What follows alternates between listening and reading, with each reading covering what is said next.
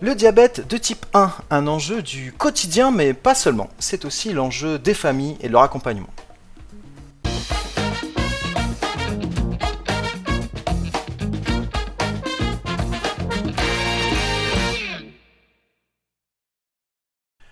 Bonjour à tous et bienvenue dans cette nouvelle édition des Causeries de la santé, épisode numéro 2 de notre série de causeries sur le diabète de type 1.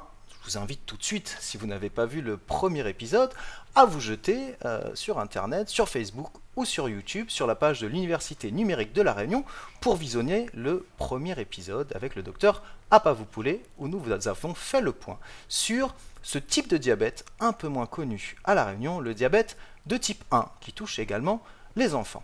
Comme je le disais en accroche de cet épisode, nous avons vu déjà dans le premier épisode que le diabète c'est un enjeu du quotidien, c'était une maladie avec laquelle il fallait vivre, ça touche la personne, ça touche aussi la famille. Et effectivement aujourd'hui nous allons insister un petit peu là-dessus, la question des familles, des patients diabétiques de type 1 et de leur accompagnement. Pour parler de ce sujet, nous avons demandé à Edwige Legac. Bonjour Edwige Legac. Bonjour Monsieur Pedre. Présidente de l'association des jeunes diabétiques de La Réunion. Nous vous avons demandé de venir parler de ce sujet avec nous. Vous avez bien gentiment accepté. Nous vous remercions. Dans un premier temps, peut-être laisser, pour que les spectateurs puissent mieux vous connaître, vous présenter un petit peu. Qui êtes-vous donc, Madame Edwige Legac?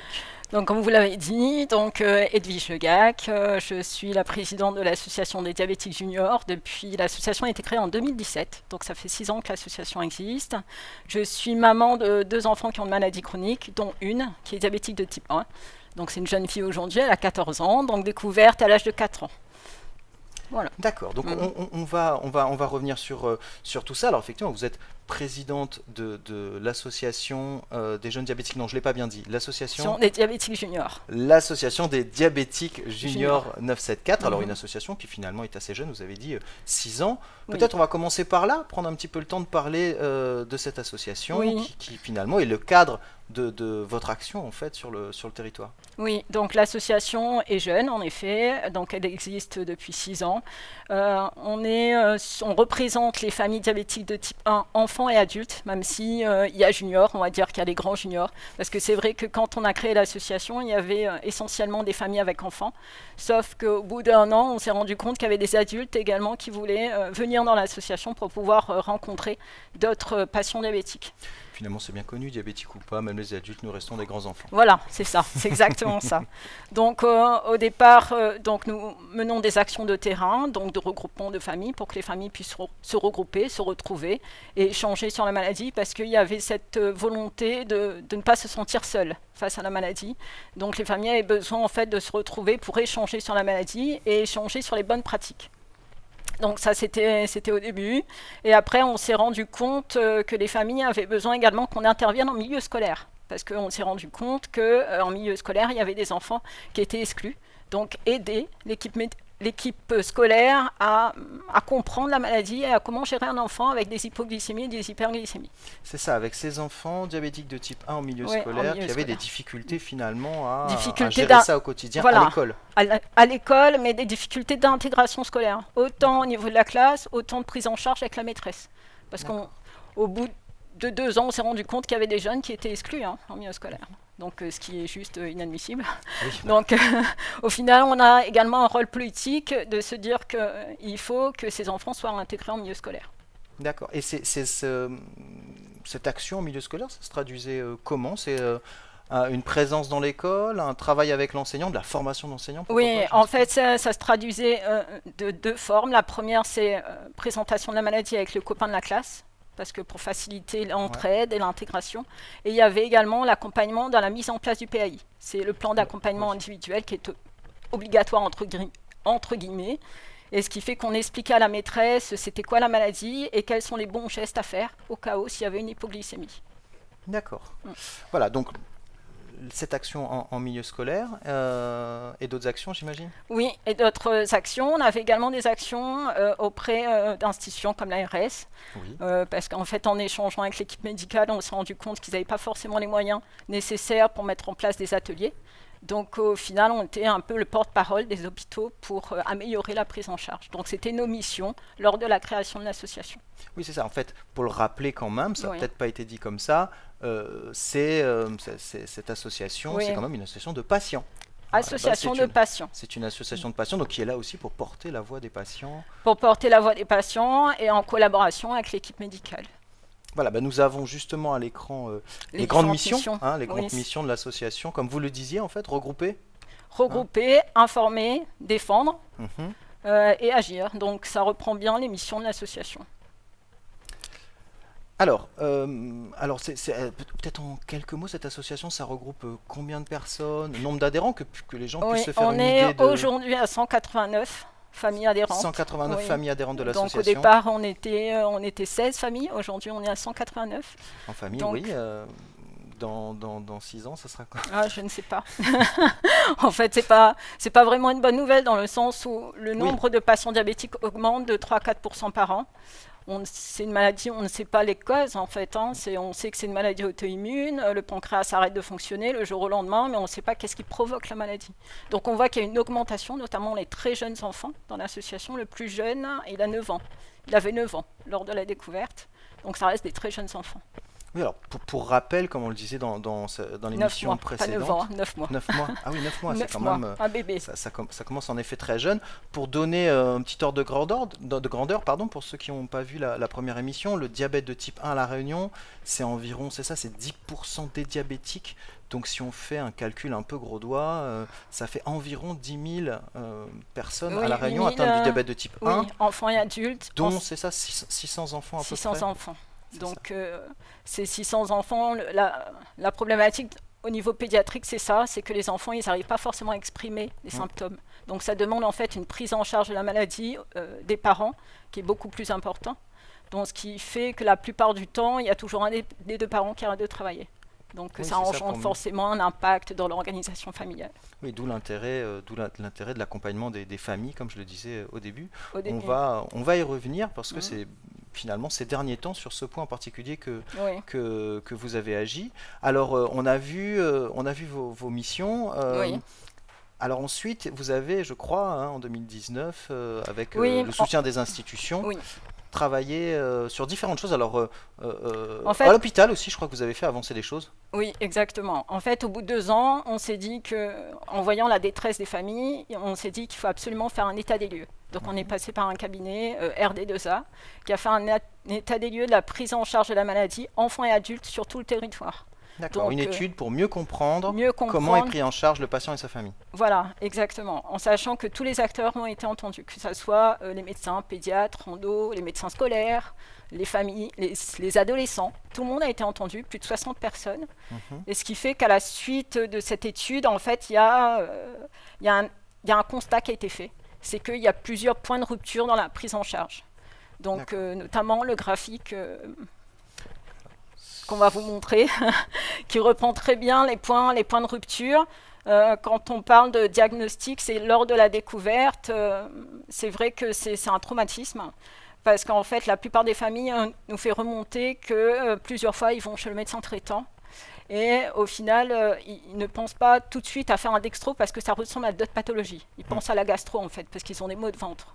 Donc, il faut Oui, c'est ça, la première difficulté, c'est d'identifier que c'est cette maladie-là et que ça peut durer un certain temps et on peut tourner autour. Voilà, c'est ça. Ce qui fait qu'il y a un retard de diagnostic, ce qui fait que l'enfant, des fois, arrive dans un état, on va dire, grave, hein, Oui, parce que plus certains gros, sont dans le coma, malheureusement, parce que justement, ça n'a pas été diagnostiqué à temps. Après, en effet, les symptômes sont pas... Les symptômes, comme on connaît, c'est faire pipi au lit, amaigrissement, donc perte de poids, et le fait qu'ils ont des maux de ventre. Mais le premier, c'est les maux de ventre. Donc en général, on pense tout de suite à la gastro. Donc Oui, il c'est faut ça, absolument que les familles, et justement, là, je profite, qu'ils ont le réflexe de se dire qu'il faut faire un dextro. Juste C'est ça. pour... Parce qu'en fait, oui, c'est des symptômes qui ressemblent à plein de choses bénignes auxquelles aujourd'hui oui, c'est ça. on n'accorde pas, et même finalement peut-être dans une pratique courante de médecins Voilà. généralistes de cabinet où on ne focalise pas, ou en tout cas on ne s'inquiète pas forcément énormément. Voilà.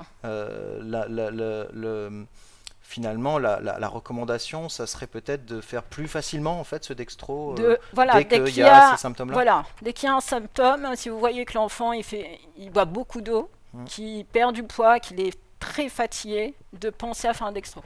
Parce que c'est le dextro qui va dire s'il est diabétique de type 1 ou pas, pour éviter ce retard de diagnostic. Est-ce qu'il y a une dimension héréditaire là-dedans? Je veux dire, ça pourrait aider les familles à faire part aux médecins, de dire, mais ça, voilà, il y a ça dans la famille. Il y a une part d'hérédité, mais c'est pas systématique. C'est pas systématique, c'est pas pertinent. Donc, au final, même si dans l'association, hein, il y a le parent, l'enfant qui est diabétique de type 1, mais ça reste rare. D'accord, donc effectivement déjà une première difficulté pour en arriver au diagnostic. Si je me réfère à votre schéma là, donc diagnostic, il est évoqué la notion de traumatisme, c'est-à-dire que déjà finalement à l'annonce de la pathologie, ok, c'est du diabète de type 1 avec tout ce que ça peut engendrer. Voilà, exactement, donc l'annonce c'est un choc. Après en même temps les familles... quand on parle de diabète, ils pensent tout de suite au diabète de type 2 lors de l'annonce. Ils se disent, peut-être que j'ai... C'est de la culpabilité parce que le diabète de type 2 est associé à un mode de vie finalement pas adapté, pas le diabète de type 1. Voilà, c'est pas le cas, ce qui fait que ça reste un choc. Le fait de se dire comment ils vont vivre, faire grandir l'enfant avec le diabète en fait. Donc ça, après la partie émotion, ça reste aussi un moment difficile parce qu'ils doivent faire le deuil de la vie d'avant, parce qu'ils se disent comment ils vont piquer 5 à 6 fois son enfant. Même une fois, c'est compliqué. Alors 6 fois, c'est juste difficilement concevable. Et en tout cas, il y a une grosse partie émotion. Et la sortie. La sortie, c'est ce qui revient à chaque fois. C'est de se dire que comment on va faire pour rentrer à la maison, prendre soin de son enfant, le mettre à l'école, le faire grandir, en sachant qu'à côté, il faut gérer la glycémie et qu'un enfant diabétique, il fait en moyenne 8 à 10 hypos par semaine. Donc ça c'est en moyenne, en sachant que ça peut être plus. Ça peut être plus. Et il faut le piquer 6 fois par jour ou changer la pompe à insuline tous les 3 jours. Donc ça reste quand même des contraintes. Au-delà de ça, pour les parents, il faut qu'ils se lèvent plusieurs fois la nuit. Donc comment concilier l'activité professionnelle? Donc la sortie est quand même difficile parce qu'il n'y a pas d'accompagnement. C'est-à-dire que 4 jours, ils restent à l'hôpital. Donc ils ont les informations nécessaires pour prendre en charge l'enfant, sauf qu'à ce moment-là, peut-être qu'ils ne sont pas prêts à digérer toute l'information. C'est ça, c'est-à-dire que le schéma qu'on a vu là, c'est ce qui se passe pendant 4 jours. Oui, 4 jours. Gros, 4 jours, il y a 4 à 5 jours. Le diagnostic, l'annonce, on fait l'éducation thérapeutique et puis on en arrive à la sortie, retour à la maison, tout ça condensé en 4 jours. 4 jours. Avec les difficultés que vous avez annoncées là. D'accord. Voilà. Et l'état des lieux, j'imagine qu'elle a mis en évidence. En exergue toutes les problématiques de prise en charge d'une maladie chronique. Je pense que c'est pas seulement chez les enfants diabétiques de type 1, c'est vraiment de se dire comment accompagner une maladie chronique au quotidien et l'intégrer dans la vie. Donc toute cette dimension psychosociale, c'est vrai que c'était pas forcément prise en compte. D'accord. Dans le parcours. Avec cette étude, finalement, ça a permis de quoi c'est un tremplin vers les activités de l'association aussi, parce que j'imagine qu'à partir d'un constat comme celui-là posé sur la table, l'association de patients s'approprie ce constat et souhaite avancer sur ce sujet-là. Oui, exactement. En fait, l'état des lieux a permis 2 choses. La première, c'est que les hôpitaux ont eu plus d'aide. D'ailleurs, ils nous ont dit merci. D'accord. Comment les patients peuvent aider à améliorer la prise en charge? Améliorer la prise en charge. Donc, on était un peu leur porte-parole. Donc, ça, c'est très bien. Sauf qu'on s'est dit à ce moment-là, qu'est-ce que l'hôpital ne peut pas faire? C'est toute la prise en charge à domicile. Donc, c'est pour cela qu'au final, on a créé une cellule qui s'appelle la cellule Noulela, qui est une cellule de santé. Où on est là pour accompagner les familles à domicile après la découverte, donc d'être là. Donc au sein de cette cellule, on avait un médecin, donc on a toujours d'ailleurs un docteur Pravej qui est un médecin référent, une infirmière, une diététicienne et 12 patients partenaires. D'accord. Donc qui composent en fait cette cellule. Donc, comme vous voyez cette frise, en fait, sur la frise, ça montre un peu l'historique. De comment c'est ça, ça reprend un petit peu la vie de l'association. La vie de l'association, donc 2017-2019, le constat sur le terrain, 2019, l'état des lieux, 2020, la création de la cellule. Donc, avec le dispositif d'accompagnement, comme on l'a dit, psychosocial. Et depuis la création de la cellule, on a signé des conventions, parce que notre objectif, en fait, c'est de pouvoir être là dès le début. C'est ça. Finalement, à partir de cet état des lieux, ça ça légitime, je pense que vous l'étiez avant déjà Oui. vis-à-vis des institutions notamment, mais finalement cet état des lieux pose de manière très formelle et non discutable des éléments. Oui. Du coup, l'ARS, à partir de là, vous accompagne, vous Oui. soutient dans L'ARS nous Bah a soutenus dans le financement de la cellule Noulela parce que ça restait quand même une première pour eux. Donc ils ne savaient pas comment ils pouvaient nous aider, mais au final, ils l'ont fait parce qu'ils se sont rendus compte qu'on avait un intérêt dans la prise en charge. Donc on a été contents. oui. Et donc, à la suite de ça, on s'est rapproché des hôpitaux pour signer des conventions. D'accord. De telle sorte qu'on puisse être là dès la découverte et qu'on puisse accompagner les familles à domicile. Donc on a signé une convention avec le CHOR, avec l'hôpital d'enfants, et le CHU Sud et le CHU Nord, c'est en cours. D'accord. Donc, tout ça est en train de se mettre en place voilà. pour aussi couvrir tout le territoire finalement. Voilà, exactement. Donc en sachant que les patients partenaires, on est à 12, et que c'est un peu partout sur l'île, et qu'actuellement, au sein de la cellule Noulela, il y a 22 familles qui sont suivies actuellement. D'accord. Actuellement, il y en a 22, mais finalement, depuis la création de la cellule, en fonction de ce que dit la frise que l'on voit à l'écran, c'est au total 45 familles qui ont pu... Oui, au total, parce que ça tourne en fait. Dès qu'on voit que la famille est autonome et qu'au final, de toute façon, il reste adhérent de l'association, il participe aux actions de l'association. Hein, y a pas. Mais le suivi à domicile et l'accompagnement psychosocial, c'est réservé vraiment aux familles qui en ont besoin. Oui, ou qui demandent un suivi plus rapproché. Après, aujourd'hui, notre inconvénient, c'est qu'on n'a pas forcément assez de moyens. Et on couvre, là par exemple, il y a 2 familles à Salazie, il y a une famille à Sillaos, enfin, c'est toute l'île, sauf que faire la route... C'est pas qu'un enjeu de moyens financiers finalement, parce qu'il faut des personnes... Parce que cet accompagnement, il faut le dire, hein, ils sont faits par des patients. Vous avez évoqué là rapidement la notion de patient partenaire, et on va y revenir juste après, on va insister un peu sur cette notion-là de patient partenaire, dont vous en êtes un vous-même, patient partenaire, on va y revenir. Mais effectivement, ce qui est intéressant, c'est que les moyens, c'est pas que des moyens financiers, c'est qu'il faut trouver en fait des patients qui acceptent de donner de leur temps, en plus parce qu'ils vivent au quotidien la maladie. Ben oui. Donc de donner de leur temps et d'être formés pour accompagner ces familles. Alors, vous parliez de ces familles qui ont été accompagnées par la cellule Noulela, cellule que vous avez mis en place en 2020. Eh ben, on est allé voir une de ces familles pour nous parler un peu de son parcours et de son accompagnement. Donc, petit reportage avec une des familles suivies par l'association.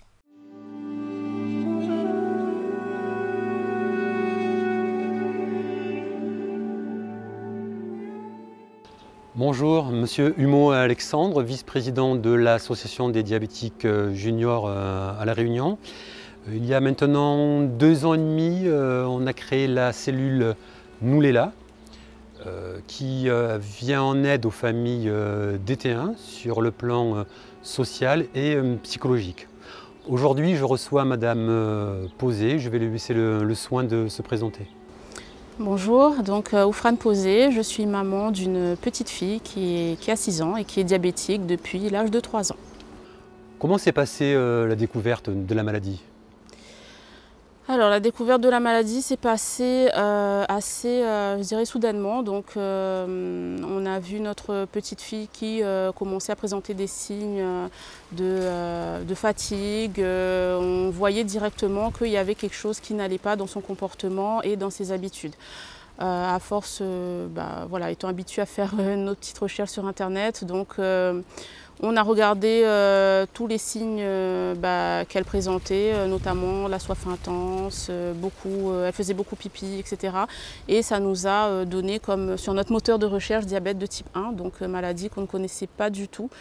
Et voilà, et après on a prévenu notre médecin, etc. S'en est suivi une hospitalisation au CHU Nord et les soins nécessaires pour gérer cette maladie. Dans les premiers mois de la maladie, le quotidien a été, je pense, très difficile. Comment l'association vous a aidé ? Effectivement, découvrir cette maladie, surtout la période n'était pas forcément la plus propice en fait, puisque notre fille allait entrer à l'école. Donc à 3 ans, on préparait la rentrée scolaire. Donc ça a été très très compliqué pour nous de la préparer tout en étant hospitalisés au CHU. Donc l'association nous a permis d'avoir une écoute bienveillante, surtout avec des personnes qui étaient là, qui comprenaient notre vécu, puisqu'elles-mêmes sont dans la même situation que nous. Et du coup, ça nous a beaucoup aidé à moins avoir cette appréhension de reprendre l'école et le travail notamment. Quelles ont été les difficultés les plus compliquées à surmonter? Pour nous, en tant que parents, la principale difficulté était la rentrée à l'école. Puisque voilà, il fallait expliquer aux enseignants ce qu'était le diabète de type 1, donc maladie qu'ils ne connaissaient pas. Ce que ça impliquait aussi d'avoir un enfant DT1 dans sa classe, donc que ça impliquait que l'enfant porte sur elle un appareil à glycémie, de l'insuline, les gestes de premier secours à avoir si notre enfant est en hypoglycémie, etc. Donc ça c'était très très compliqué, surtout qu'on travaille tous les deux, mon mari et moi, donc l'école qui nous appelle parce que la pompe sonne je ne sais combien de fois, parce que notre enfant est en hypoglycémie, est-ce qu'il faut donner un sucre, 2 sucres, qu'est-ce qu'il faut faire, alors que bien évidemment il y avait un PAI qui a été fait. Mais ce sont des questions et toute une organisation à avoir, puisque ça implique aussi de s'absenter au travail pour aller à l'école. C'était compliqué. Comment l'association vous a aidé dans ces moments douloureux? Tout simplement en étant là, à l'écoute, lorsqu'on avait besoin d'exprimer notre ressenti, lorsque nous n'étions pas bien, parce que il nous arrive aussi d'avoir des moments de détresse émotionnelle, d'être fatigué aussi, parce que c'est une maladie qui implique beaucoup de charge mentale, mais énormément de charge mentale. Donc l'association, par son écoute, par sa bienveillance, a contribué aussi à rendre notre quotidien beaucoup plus facile. Donc le fait d'échanger avec d'autres familles, notamment, on a un groupe aussi où on s'échange des conseils, une écoute. Donc là vraiment ça change beaucoup de choses. Et au niveau mental, ça nous a énormément renforcés. Aujourd'hui vous êtes très investi dans la cellule Noulela. Pourquoi? Pour moi, c'était logique. J'avais bénéficié de ce soutien, de ce merveilleux soutien de la part de cette association. C'est vrai que pour ma part, c'est une association qui représente toutes les valeurs finalement qu'on recherche lorsqu'on a envie d'être accompagné. Du coup, j'avais envie moi aussi de contribuer un petit peu à soulager les autres familles qui pourraient être confrontées à cette maladie, en leur apportant mon soutien et mon écoute, comme j'ai pu en bénéficier pendant mon parcours aussi. Voilà, merci Madame Posé, je vous remercie infiniment. Une belle fin de journée, au plaisir, au revoir. Merci à vous.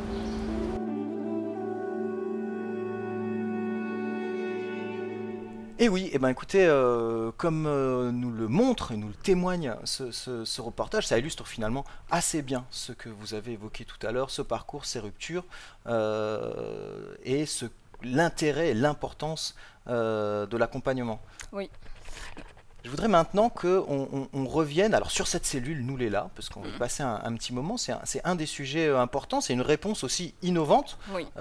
Même si dit comme ça paraît pas, mais finalement en fait dans l'histoire de la prise en charge des pathologies, c'est des choses assez nouvelles, c'est un peu la tendance du moment, c'est des concepts un peu nouveaux, la notion même de patient partenaire que je soulignais tout à l'heure.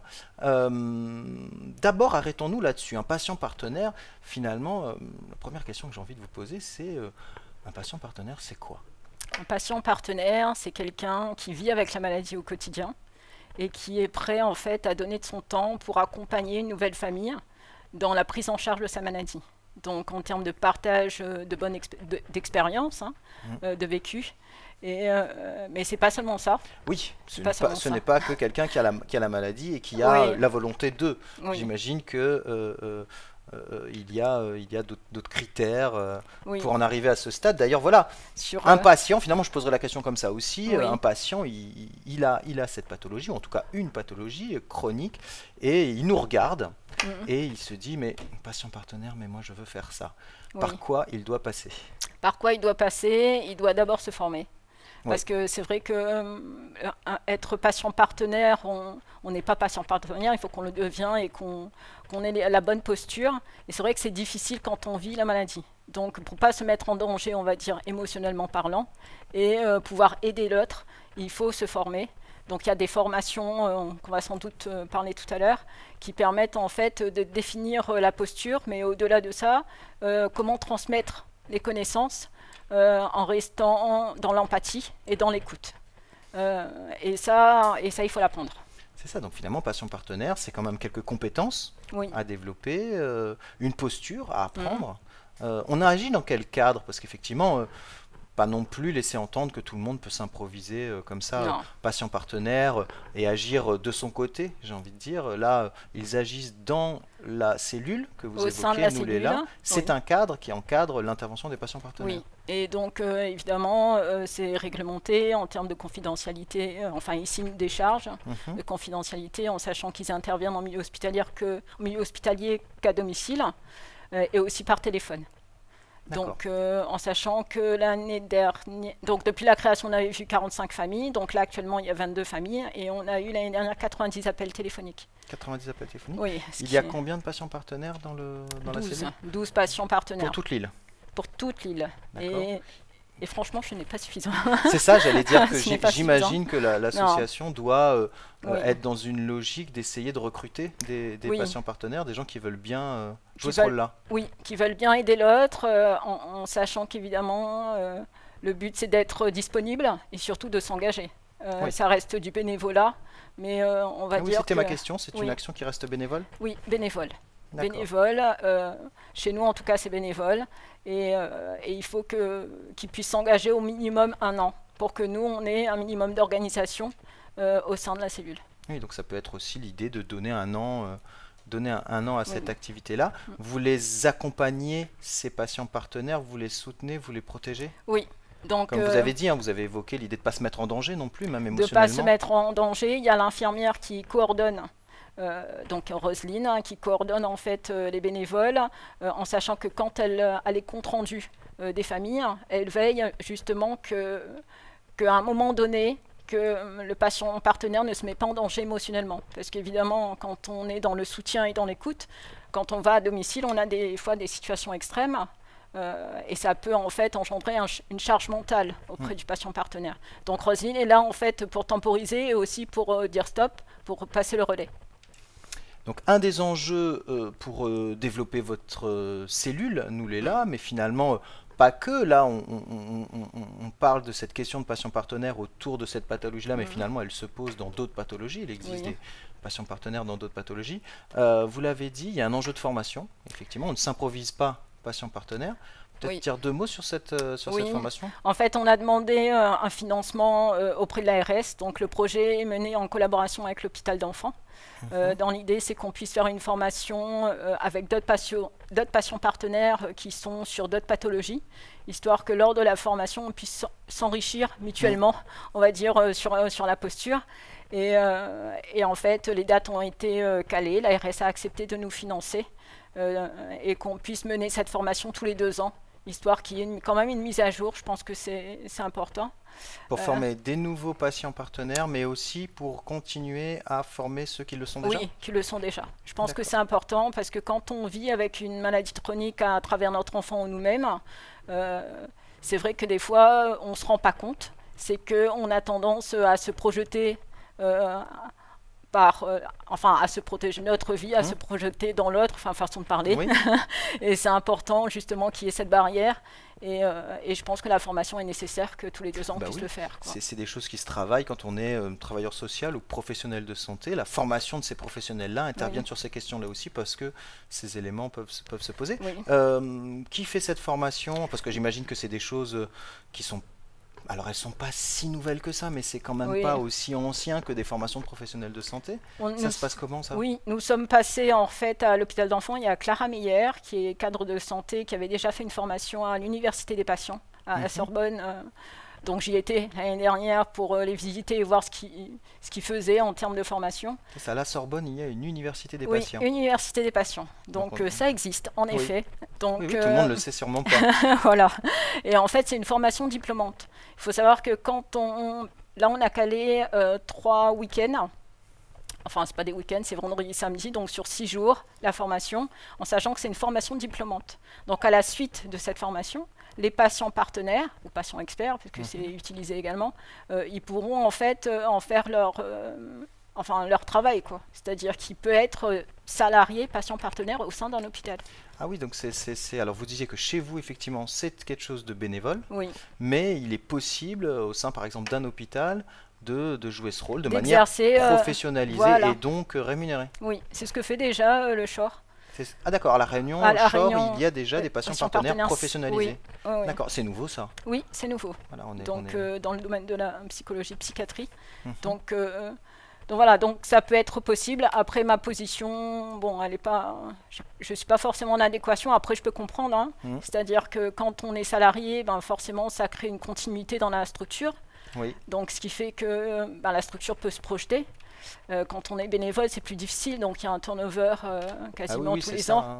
Donc, la solution, les solutions sont jamais, voilà. sont jamais parfaites. Sauf que pour moi, il y a quand même un souci d'éthique ou de positionnement.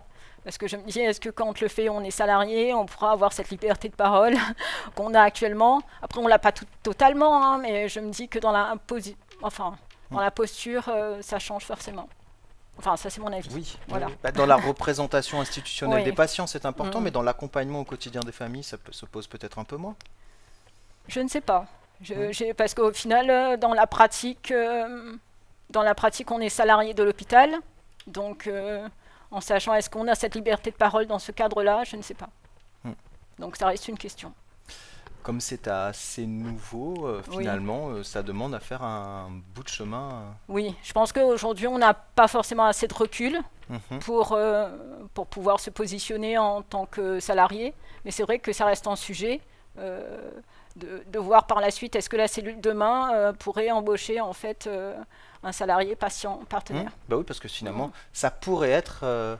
Ça pourrait être une question qui se pose comme ça, surtout si on met en face les difficultés aussi de recrutement, de pouvoir permettre une continuité de cette activité, en tout cas la continuité de l'accompagnement des familles, parce que le bénévolat, ça peut s'arrêter en fait, parce que si les familles changent, les éléments dans la vie changent, ça peut s'arrêter. Oui, c'est que forcément, il faut qu'à chaque fois on anticipe le recrutement. Oui.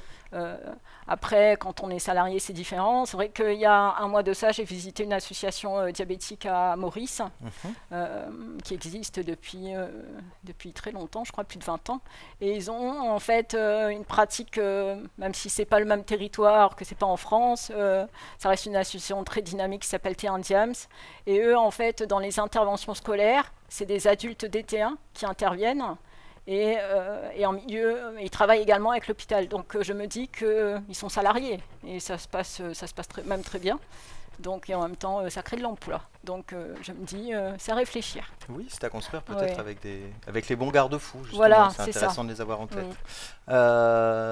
Vous empiétez un petit peu sur ma dernière question de l'émission. On a parlé un petit peu de la naissance de cette association, son activité, l'état des lieux, cette fameuse cellule que vous avez créée en 2020 et qui fonctionne jusqu'à maintenant. C'est quoi vos perspectives là pour la suite? Est-ce que vous avez des projets, d'autres choses que vous voulez attaquer au sens, pas du tout au sens guerrier ou brutal du terme, mais en tout cas, quelles sont vos perspectives? Avez-vous des nouveaux grands projets? Oui, en fait, on a toujours des grands projets. Peut-être que je ne vais pas forcément en parler là parce que c'est encore discussion. Il ne faut pas tout dévoiler. Pas tout dévoiler, mais c'est vrai que là, la priorité, c'est finaliser les conventions avec les hôpitaux parce que c'est nécessaire qu'on puisse être là au début. Parce que c'est vrai que quand les familles nous contactent par l'intermédiaire des réseaux sociaux, c'est qu'elles sont déjà en difficulté. Donc, et ça, c'est dommage parce qu'on arrive, je ne dis pas qu'on arrive trop tard, mais sauf que le mal est fait. Donc il faut absolument qu'on soit là en amont. Donc ça c'est la priorité, c'est pouvoir signer les conventions avec le CHU Nord et le CHU Sud. Et après, nous aimerions également pouvoir intervenir dans les écoles en amont. Pas comme aujourd'hui, c'est-à-dire suite à une plainte des familles parce qu'il y a un souci avec un enfant, parce qu'il y a un enfant qui a été exclu, et qu'on puisse faire plus en prévention. Et ça, il faut qu'on puisse signer une convention avec le rectorat pour qu'on puisse intervenir dans les écoles primaires. Les écoles primaires d'abord, on verra après, parce qu'on ne pourra pas faire tout. Oui, il vaut mieux y aller effectivement, voilà. Comme on dit, type à type. Hein. Voilà, c'est ça. Donc si on peut le faire en école primaire pour faciliter l'intégration des enfants, et en même temps, c'est l'occasion de faire la prévention sur le diabète au sens large et profiter pour parler du diabète de type 1. Merci beaucoup, Madame Legac. Oui. Nous arrivons à la fin de cette émission. Nous avons pu faire le tour de la question de l'accompagnement des familles et puis tout ce que votre association fait et va faire. Donc, merci beaucoup d'avoir participé. Merci à vous de m'avoir invité. Voilà, je pense que vous avez pu aussi passer vos messages. Hein. Je pense que l'appel à des patients qui veulent bien s'engager en tant que patient partenaire pour vous aider à accompagner ces familles, et si toutefois vous avez été touché par cet appel, n'hésitez pas à contacter l'association. Je pense que vous trouverez très facilement les coordonnées ADJ 974. C'est ça, voilà. Quant à vous, merci beaucoup de nous avoir suivis sur ce deuxième épisode de cette série de causeries dédiée au diabète de type 1. Il y a un nouvel épisode qui est prévu, un troisième. Nous parlerons d'un autre sujet sur la prise en charge des enfants qui sont diabétiques de type 1. Merci beaucoup de nous avoir suivis. Je vous rappelle que vous pouvez vous abonner et suivre toutes les émissions de la Web TV de santé de l'université. Alors soit sur le portail de l'université numérique de La Réunion, vous trouverez très facilement l'adresse de ce portail sur vos navigateurs et moteurs de recherche. Il y a également la page Facebook, la page YouTube de l'université numérique de La Réunion. Merci beaucoup, merci à toute l'équipe, merci Madame Legac et à très bientôt, au revoir. Au revoir.